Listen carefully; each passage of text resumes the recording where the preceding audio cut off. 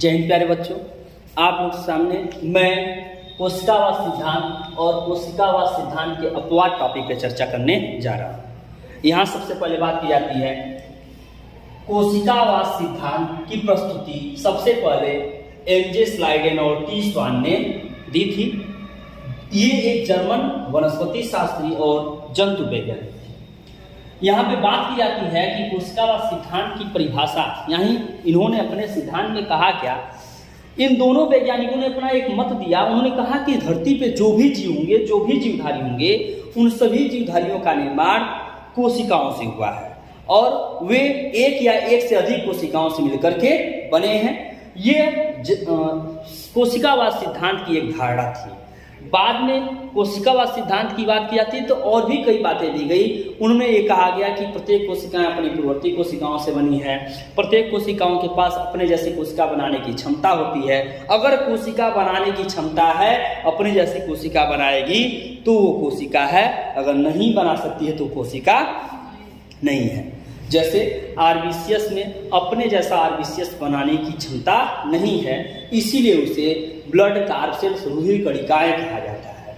बाद में 1855 में एक जर्मन वैज्ञानिक रुडोल्फ विर्चो नाम जिनका है, उन्होंने कहा कि कोशिकावाद सिद्धांत के लिए उन्होंने अपना एक मत प्रस्तुत किया। इस सिद्धांत की व्याख्या के लिए आगे उन्होंने एक मत प्रस्तुत किया और उन्होंने कहा कि यह ओमनिस सेलुला ई सेलुला से एक तथ्य सामने आती है, जिस तथ्य के आधार पर कहा गया कि प्रत्येक कोशिकाएं अपनी पूर्ववर्ती कोशिकाओं से बनी है। यानी रुडोल्फ विर्चो का एक सिद्धांत था। उन्होंने कहा कि ओमनिस सेलुला ई सेलुला, जिसका अर्थ होता है प्रत्येक कोशिकाएं अपनी पूर्ववर्ती कोशिकाओं से निर्मित होती हैं। बाद में कोशिकावाद सिद्धांत के अपवाद की बात की गई। मैंने अभी कहा कि जिसके पास अपनी जैसी कोशिका बनाने की क्षमता नहीं होगी वो कोशिका नहीं है, वो कोशिकावाद सिद्धांत का पालन नहीं करेगा। यहाँ पे कोशिकावाद सिद्धांत के 4 प्रमुख अपवाद आप देख लीजिए। पहला विषाणु वायरस, दूसरा वायरॉइड्स जिसकी खोज थियोडाइनियर नामक वैज्ञानिक ने की थी, वायरस जिसकी खोज डी. इवानोव्स्की ने।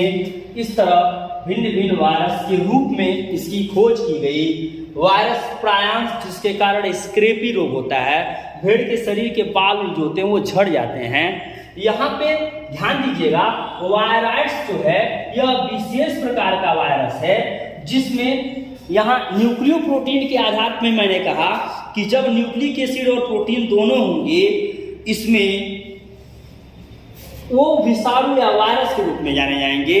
लेकिन जब भी हम वायरॉइड्स की बात करते हैं तो वायरॉइड्स में प्रोटीन अनुपस्थित होता है। वायरॉइड्स में प्रोटीन अनुपस्थित होता है और इसमें केवल पाया जाता है केवल न्यूक्लिक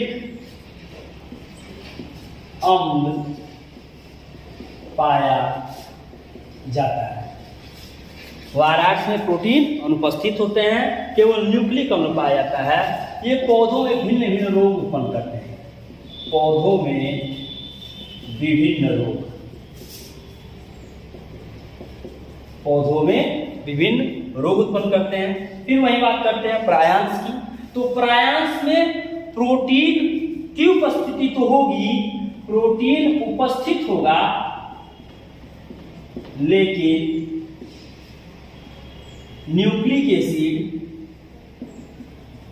अनुपस्थित होता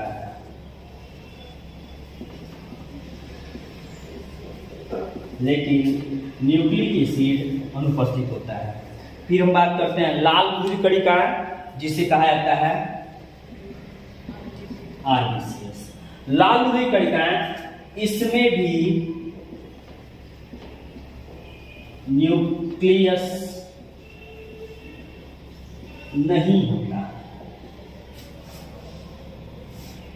अपवाद स्वरूप ऊंट व लामा के आर्बीसियस न्यूक्लिएटेड होते हैं। ये कोशिकावाद सिद्धांत के अपवाद के फलस्वरूप जब हम बात करते हैं, इस बात को ध्यान दीजिएगा कि ये अपनी जैसी कोशिका बनाने की स्वयं क्षमता नहीं रखते हैं। विषाणु को सजीव और निर्जीव के बीच की कड़ी कहा जाता है। ये सजीव के संपर्क में सजीव और निर्जीव के संपर्क में निर्जीव की तरह व्यवहार प्रदर्शित करते हैं। ये न्यूक्लियो प्रोटीन होते हैं। वायरस क्या होते हैं? न्यूक्लियो प्रोटीन होते हैं। वायरस की बात करते हैं, इसमें प्रोटीन अनुपस्थित होता है। केवल न्यूक्लिक एसिड या न्यूक्लिक अम्ल ही पाया जाएगा। पौधों में भिन्न भिन्न प्रकार के रोग वायरस द्वारा देखने को मिलते हैं, जिसकी खोज टीओडाइनियर नामक वैज्ञानिक ने की। और प्रयांश की बात करते हैं, इसमें केवल प्रोटीन उपस्थित होते हैं लेकिन न्यूक्लिक अम्ल उपस्थित नहीं होता है। इसका एक उदाहरण है इससे होने वाला रोग स्क्रेपी रोग, जो प्रायः इसमें भेड़ के शरीर में देखा जाता है। बाल शरीर के क्या होते हैं? झड़ जाते हैं। और फिर बात करते हैं आरबीसीएस, इसमें भी न्यूक्लियस नहीं होता, न इसमें न्यूक्लिक अम्ल की उपस्थिति देखने को मिलेगी।